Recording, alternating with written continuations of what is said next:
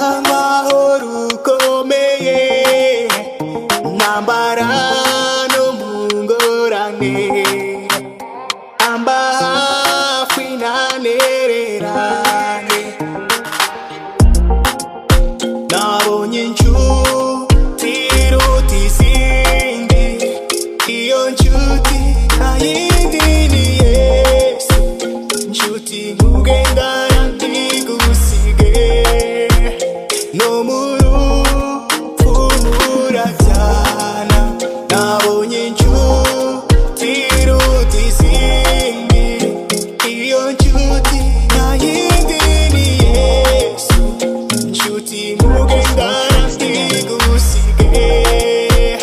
no mu rupfu burya kw'isi hariho inshuti inshuti muhanishwa n'ibintu iyo bimaze kugushiraho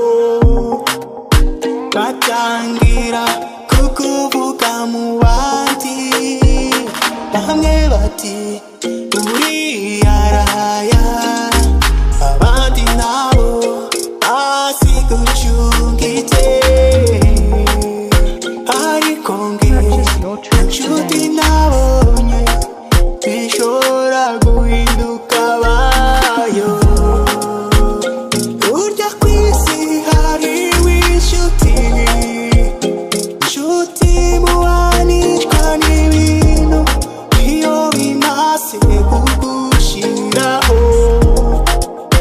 batangira kukuvuga mu bandi bamwe bati uriyaraya abandi nabo bazi gucunga